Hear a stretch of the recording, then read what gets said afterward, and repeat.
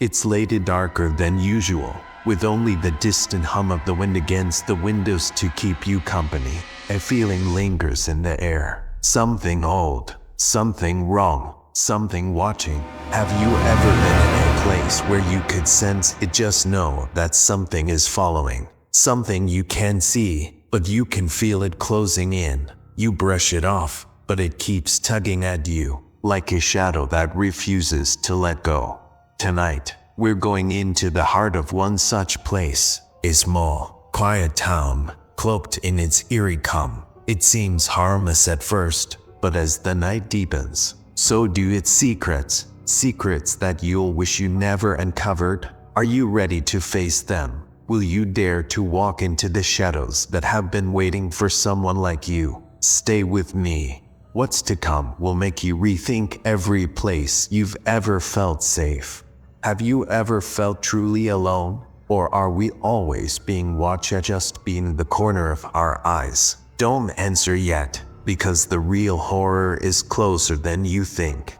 I was 21, working as a pizza delivery driver to scrape together rent money and keep my barely running car on the road. Nights like this one were why I almost hated the job. It was late, close to midnight, and I was exhausted after hours of lugging pizzas to houses and apartment complexes around town. My last order of the night popped up on my phone.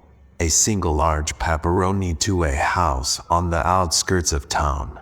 The address didn't look familiar, but I wasn't surprised. Small towns like ours always had these odd pockets of forgotten houses scattered around. I didn't think much of it, even when I saw it was past the cemetery, on a dead-end road, tucked away in the woods. I punched the address into my GPS, grabbed the pizza, and climbed into my car. The drive out there felt unusually long, and as I passed the cemetery, my headlights seemed to dim slightly, struggling against the thickening darkness. Eventually, the road narrowed, flanked by tall, gnarled trees that arched overhead, creating an almost suffocating tunnel of shadows. Finally, I spotted the house, a weathered, two-story structure with peeling paint and shutters barely hanging on. The driveway was empty, and there were no lights inside. The place looked abandoned.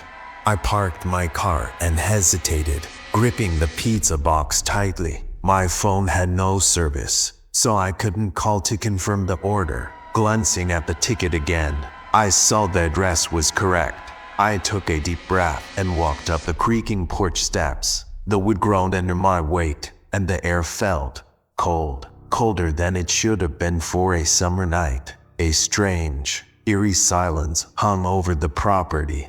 I knocked on the door. The sound echoed unnaturally in the stillness. For a moment, nothing happened. Then, thinly, I heard its sound of slow, deliberate footsteps from inside the house. They were heavy, dragging slightly, as if whoever was moving didn't have the energy to lift their feet.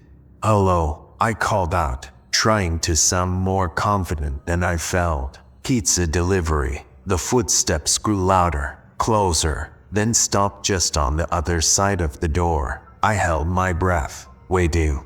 The door creaked open just a crack, and a pale, bony hand slipped out. The skin was almost translucent, stretched tightly over long, knobby fingers. The hand held out the exact change for the pizza. Trembling slightly, I stared at it, frowning. Something about the hand didn't feel right, didn't look alive. Before I could react, I heard a voice, soft and desperate, coming from somewhere deeper inside the house. "Please, don't leave me here." My blood ran cold. I took a step back, glancing around to see if anyone else was nearby. Nothing but darkness surrounded me.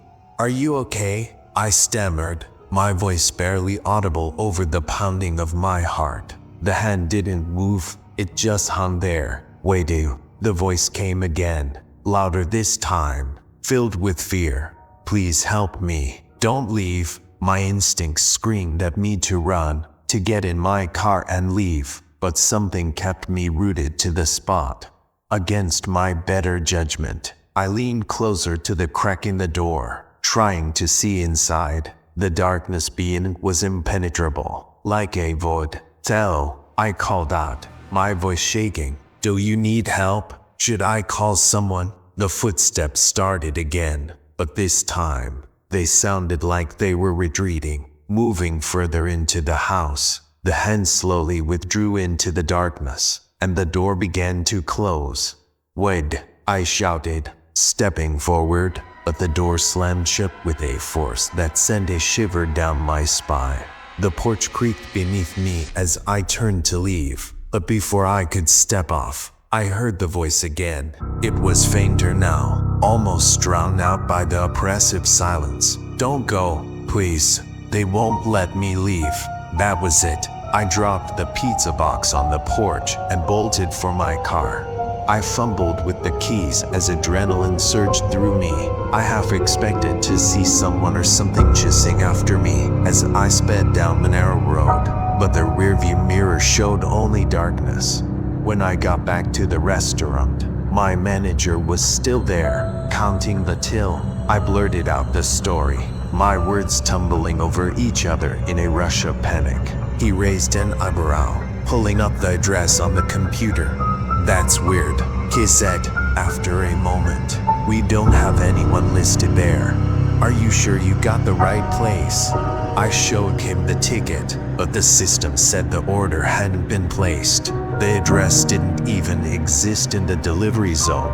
I quit the job a week later, too spooked to keep driving at night. But the memory of that house stayed with me, especially the voice. Sometimes when I'm lying in bed late at night, I swear I can still hear it in the back of my mind, whispering, "Don't leave me here." Thank you for listening to tonight's story.